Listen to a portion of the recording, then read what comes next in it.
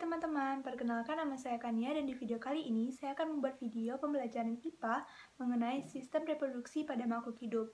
Jadi saya akan menjelaskan sistem reproduksi pada manusia, pada hewan, dan pada tumbuhan. Baiklah, yang pertama saya akan menjelaskan sistem reproduksi pada manusia. Baiklah, yang pertama saya akan menjelaskan mengenai sistem reproduksi pada pria. Seperti gambar di samping, sistem reproduksi pada pria ini tersusun dari organ-organ penyusunnya. Ada 10 organ-organ penyusun pada reproduksi pria. Baiklah, saya akan menjelaskan. Yang pertama itu ada testis. Testis ini berfungsi untuk menghasilkan cairan sperma. Yang kedua, ada skrotum. Skrotum berfungsi untuk menampung sperma dan sebagai tempat untuk mengatur suhu yang baik pada kehidupan sperma. Yang ketiga, ada tubulus seminiferus. Tubulus seminiferus ini berfungsi untuk pembentukan si sperma. Yang keempat, ada sel interstisial. Sel interstisial ini berfungsi untuk menghasilkan sel hormon pada pria. Yang kelima, ada sel Sertoli. Sel Sertoli ini berfungsi untuk menyediakan makanan bagi sperma. Yang keenam, ada penis. Penis merupakan alat untuk berkopulasi. Yang ketujuh, ada vasa deferentia.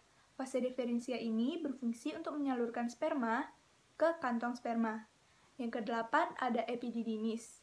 Epididymis berfungsi untuk tempat penyimpanan sementara sperma dan juga tempat pematangan sperma.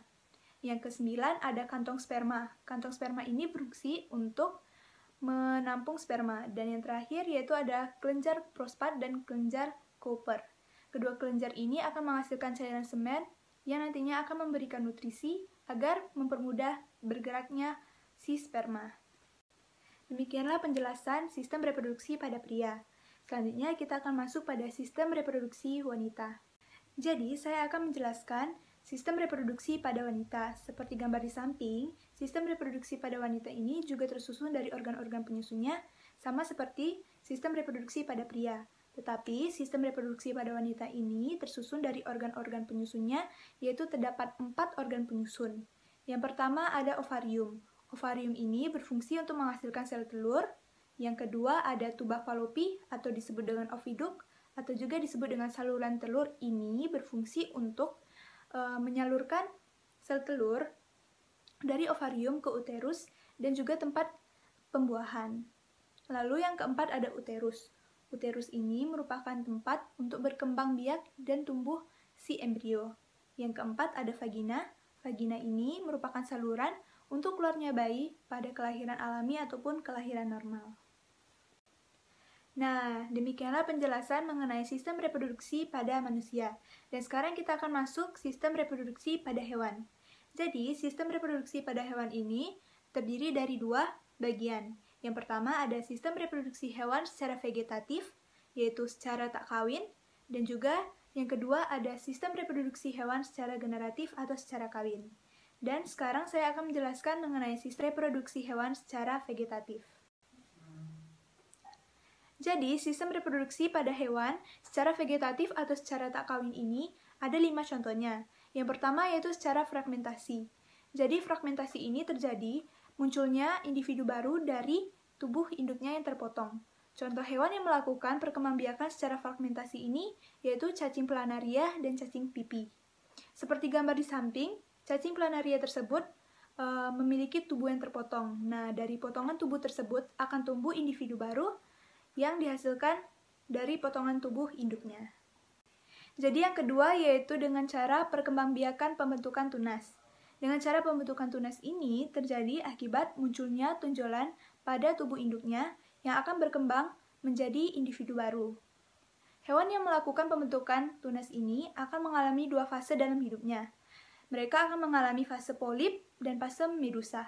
Pada saat mereka melakukan fase polip, mereka akan menetap pada suatu tempat dan bertumbuh menjadi tunas.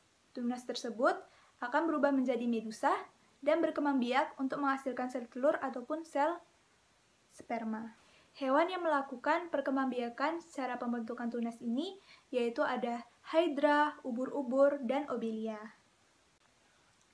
Yang ketiga yaitu perkembangbiakan secara parthenogenesis. Jadi, perkembangbiakan secara parthenogenesis ini merupakan peristiwa perkembangbiakan sel induk betina menjadi individu baru tanpa adanya pembuahan. Hewan yang melakukan perkembangbiakan parthenogenesis ini yaitu kecoak dan lebah.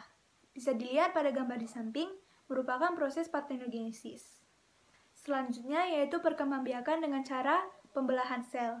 Jadi, perkembangbiakan secara pembelahan sel ini dilakukan berlangsung secara amitosis.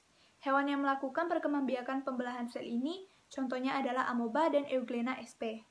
Seperti gambar di samping, amoeba akan membelah diri dan menghasilkan individu baru. Dan yang terakhir yaitu perkembangbiakan dengan cara konjugasi. Konjugasi merupakan proses perpindahan bahan genetik atau DNA di antara dua individu melalui jembatan sitoplasma. Hewan yang melakukan perkembangbiakan secara konjugasi ini yaitu adalah Paramecium sp. Bisa dilihat seperti gambar di samping, merupakan proses konjugasi. Baiklah, tadi merupakan penjelasan mengenai sistem reproduksi hewan secara vegetatif atau secara tak kawin. Dan sekarang kita akan masuk pada sistem reproduksi hewan secara generatif atau secara kawin. Nah, sistem reproduksi hewan secara kawin ini terjadi menjadi 3 bagian, yaitu cara ovipar, vivipar, dan ovovivipar.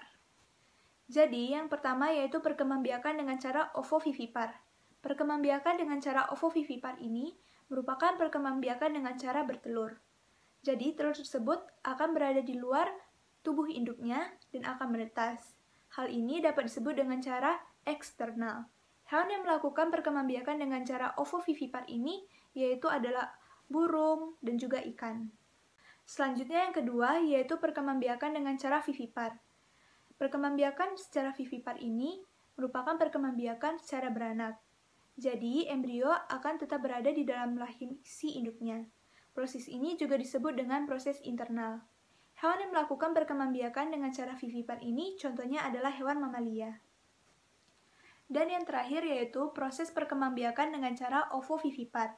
Jadi, perkembangbiakan secara ovovivipar ini merupakan hewan yang bertelur dan beranak. Jadi prosesnya, embrio akan tetap berada di dalam telur, tetapi telur tersebut berada di dalam tubuh induknya. Dan pada waktu yang tepat, telur tersebut akan keluar dan menetas. Hewan yang melakukan perkembangbiakan secara ovovivipar ini, contohnya adalah kadal, hiu, ular, dan lain-lain. Nah, itulah penjelasan mengenai sistem reproduksi pada hewan. Kita kan sudah mempelajari sistem reproduksi pada manusia dan pada hewan. Sekarang kita akan masuk sistem reproduksi pada tumbuhan. Sistem reproduksi pada tumbuhan ini juga terbagi menjadi 2, yaitu sistem reproduksi vegetatif pada tumbuhan dan sistem reproduksi generatif pada tumbuhan. Jadi, pertama saya akan menjelaskan sistem reproduksi vegetatif pada tumbuhan. Jadi, sistem reproduksi vegetatif pada tumbuhan ini ada 8. Yang pertama itu ada rizoma. Rizoma merupakan batang yang tumbuh di dalam tanah. Contoh tumbuhan yang melakukan reproduksi secara rizoma ini jahe, kunyit, temulawak, dan lain-lain. Yang kedua yaitu ada umbi lapis. Umbi lapis yaitu batang yang tertutup pada daun berdaging. Contoh tumbuhan yang melakukan reproduksi secara umbi lapis ini adalah bawang-bawangan. Contohnya ada bawang merah, bawang putih, bawang bombay, dan lain-lain. Yang ketiga ada umbi batang. Umbi batang adalah batang yang tumbuh di dalam tanah dan memiliki cadangan makanan. Contoh tumbuhan yang melakukan reproduksi dengan cara umbi batang ini adalah kentang dan ubi jalar. Selanjutnya yang keempat yaitu adalah umbi akar. Umbi akar adalah akar yang digunakan sebagai tempat penyimpanan cadangan makanan. Contoh tumbuhannya yaitu adalah singkong, bengkuang, dan dahlia. Yang kelima ada tunas. Tunas berasal dari ujung batang dan ketiak daun. Contoh tumbuhannya yaitu adalah pisang dan tebu. Yang keenam yaitu tunas adventif. Tunas adventif adalah tunas yang tidak tumbuh pada ujung batang dan daun ketiak. Contohnya yaitu adalah cocor bebek. Yang ketujuh yaitu adalah geragi. Geragi adalah batang yang tumbuh menjalar di atas tanah. Contoh tumbuhannya yaitu ada arbe, strawberry, pegangan, dan rumput teki. Dan yang terakhir yaitu dengan cara spora. Contoh tumbuhannya yaitu tumbuhan paku dan lumut. Bisa dilihat pada gambar di sini merupakan perkembangbiakan dengan cara spora. Nah, itulah penjelasan mengenai sistem reproduksi vegetatif pada tumbuhan. Dan sekarang saya akan menjelaskan sistem reproduksi generatif pada tumbuhan. Jadi, sistem reproduksi generatif pada tumbuhan ini terjadi pada tanaman berbiji tertutup. Tanaman berbiji tertutup ini memiliki bunga. Bunga merupakan alat untuk reproduksi secara generatif. Di dalam bunga terdapat dua sel kelamin, yaitu sel kelamin jantan dan sel kelamin betina. Sel kelamin jantan tumbuhan ini terdiri atas sejumlah benang sari. Benang sari ini akan menghasilkan serbuk sari atau polen yang biasanya disebut dengan gamet jantan. Sedangkan sel kelamin betina atau yang sering kita sebut dengan putik ini tersusun atas beberapa bakal buah. Bakal buah merupakan tempat yang terdapat bakal biji. Di dalam bakal biji ini terdapat sel telur yang disebut dengan gamet betina.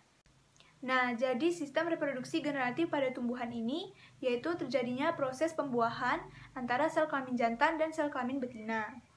Mereka akan mengalami peleburan dan akan menghasilkan zigot ataupun organisme baru. Nah, jadi kita sudah mempelajari sistem reproduksi pada manusia, pada hewan, dan pada tumbuhan. Jadi, setiap makhluk hidup akan melakukan proses perkembangbiakan untuk melestarikan jenisnya. Demikianlah video penjelasan materi IPA mengenai sistem reproduksi pada makhluk hidup. Semoga video yang saya berikan ini dapat bermanfaat bagi teman-teman semua. Bye!